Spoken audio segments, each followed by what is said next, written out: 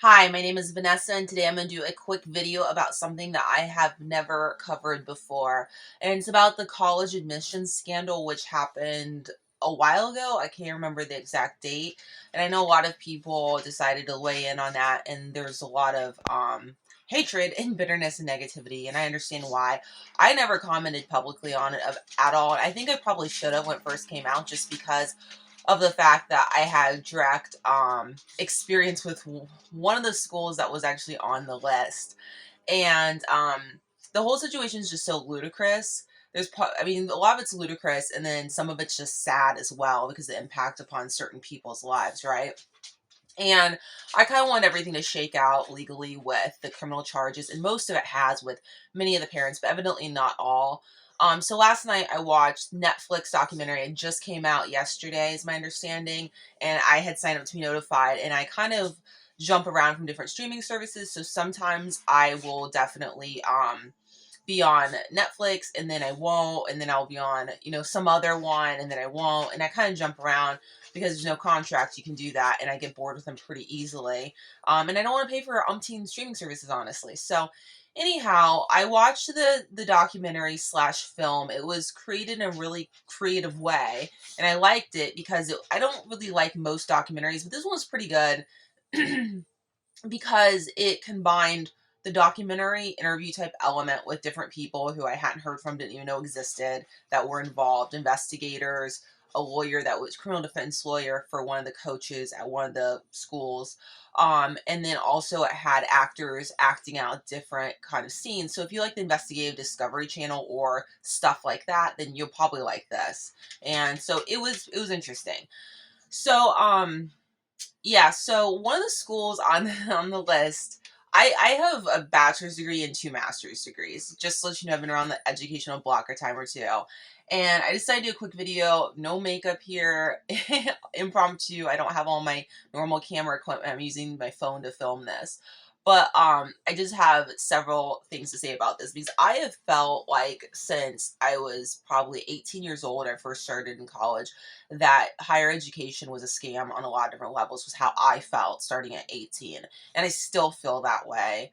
And I still feel like there's a lot with higher education. I'm very critical of higher education, rightfully so. That really needs to change. I could give you a laundry list. That's like a different topic for a different video, so I'm not going to go there. But I went to in a school that's not on the list that was considered pretty elite when I was 18 and hard to get into. And I didn't stay there. I hated it. I wasn't treated very well. There was a lot of elitism. There was a lot of just wealth, basically. Like, I mean, it's hard to even describe what I experienced and saw. It was a lot. And I left and I have no regrets about it. The things I regret in life are the things I didn't quit, even though I'm not a quitter. I've always kind of been guilty of not quitting things. I wish I would have quit more things in life because I would have been better off for it. And one of the things I quit was this school. I quit the school. I don't regret it. I'm really glad I left it. I finished up my degrees elsewhere. Anyway, so there was a school on the list, which I'm not going to name, that I did get into back in 2012. 2011, and maybe it was 2011, 2012, because it was kind of like, I think it was the end of the year of 2011 I got into it. Anyways, I was really excited. I was transitioning out of the army at that point, and I was, I felt kind of like these kids in the documentary, Netflix documentary did, that like, they don't say this, but basically it's being conveyed that like their self-worth, self-esteem, and self-confidence are wrapped up into whether or not they get accepted into these like elite, prestigious universities. And that's really unfortunate because that's a no-win scenario, essentially. I mean, these schools, some of them are excellent marketing and machines, and I view them as just businesses. I don't care if they're not for profits or not. That's how I view them. And, my self-esteem, self-worth, self-confidence was wrapped up in that acceptance letter as well. And so I felt really like I was worthy when I got accepted into that school. And I was really excited about it and all that. So I planned on going. It was gonna be my second graduate degree, and you know, I had been told that my post 9/11 GI Bill would cover it and not to worry, and that I would get some kind of scholarship from their endowment. And so I was just over the moon. They were advertising it was a really state of the art type program. It was really supposed to be innovative. I was really excited about it, and I was positioned to start. then I found out from their admissions office people, after I was accepted, after I did all that work to get in, that not so fast, I was gonna have to pay out even more money than what was initially informed about. And there was a lot of elitism as well, like you should be so grateful that you got in, and you know, blah blah blah, whatever. At that point, I'm in my late 20s. I'm not 18 anymore, and I definitely had a different attitude about higher education. I was much more seasoned at that point as well, even though my self-worth, I realized, was wrapped up a lot in an acceptance letter.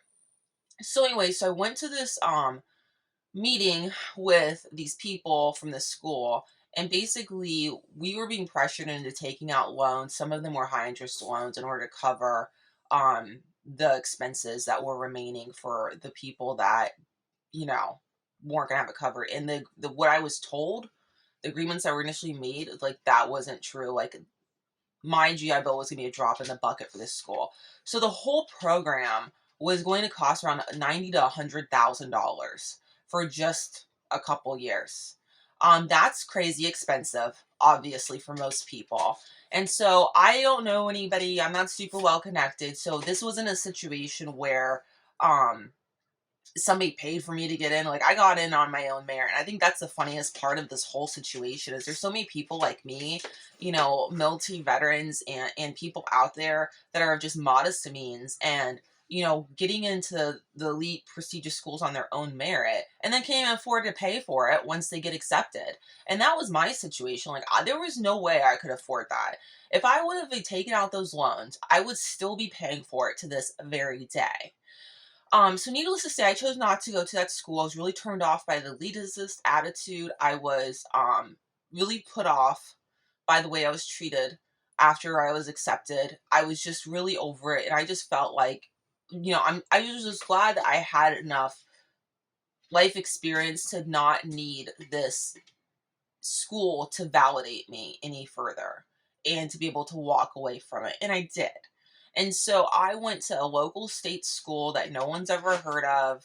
And I paid, my GI Bill did cover it. It was literally like 10%. Well, I think it was less than 10% of the cost of the elite prestigious school. And I didn't have any debt as a result of it. I got the same degree. I have the same credentials as if I would have gone to elite prestigious school. I'm doing the same work as, nothing changed basically. Now, would my social network have been different? Yeah, probably. Would that have benefited me? Maybe. I don't know.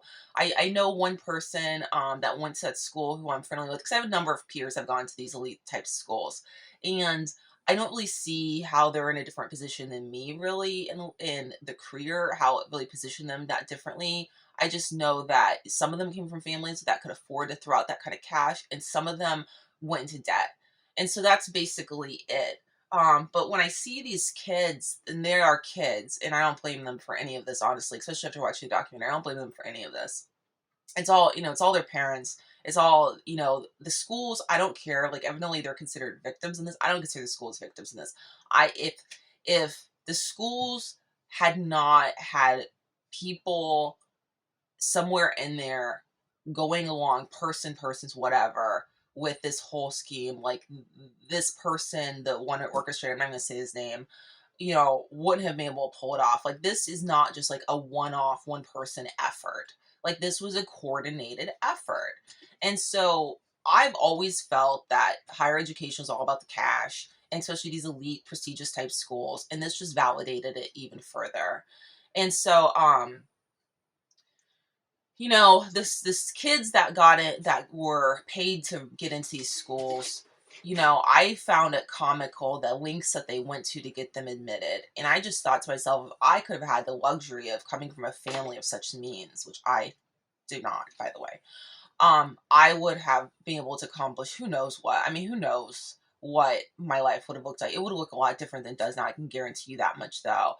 But they were not getting in on their own merit, or able to. Many of these kids, it sounds like, from the documentary and all of the information that's come out in the news media.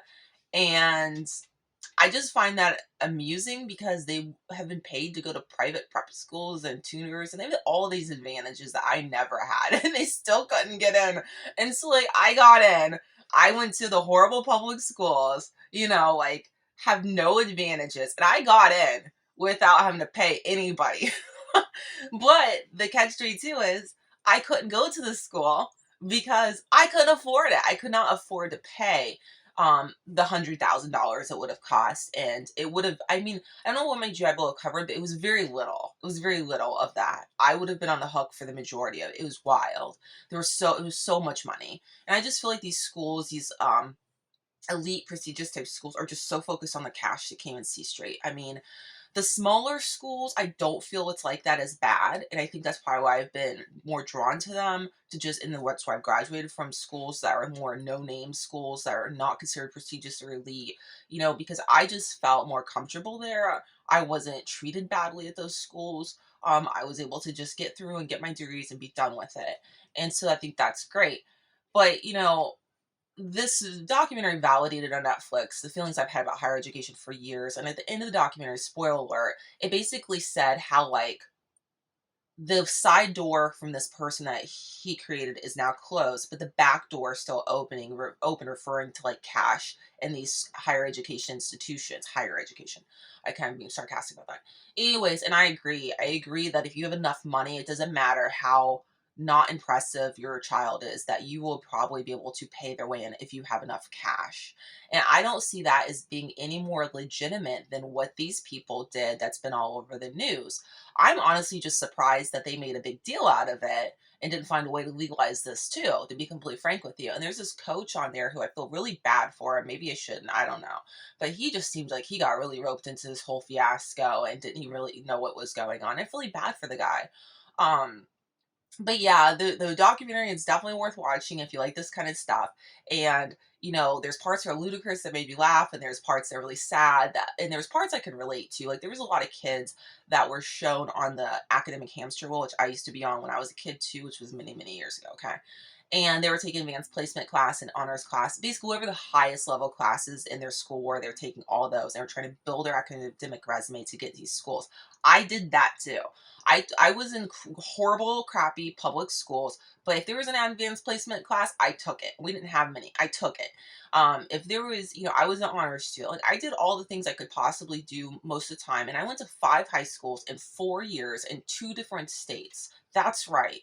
So I didn't have the luxury that these kids have of going to prep school, much less any one school for any length of time with a whole support system and people that were just so invested in my academic success. So I had to do it on my own. You know, these days there's a lot of online options, which I think is absolutely fantastic for kids. You can go to high school online. There's a lot of different ways to get your educational needs met without having to go to these links of even AP classes anymore. I know of people that have gotten associate arts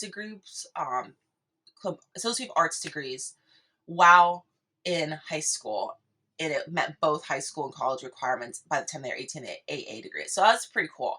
Um, they could do that back in my time too, but you had to have a lot of parental support, and I did not have that. So anyways, but yeah, all of that to say that, you know, I know I want to get a JD, which is a law degree slash MBA, which is a business degree.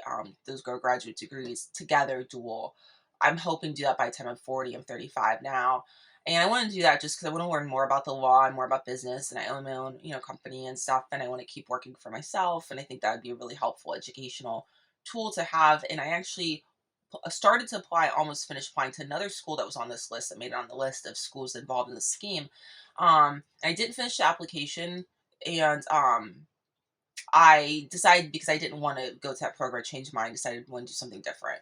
So anyways, but I just really am glad that I didn't go to the elite prestigious program that I was admitted into. I'm glad I didn't go into debt, because quite frankly, if it were on my resume, at this point, I would just be embarrassed.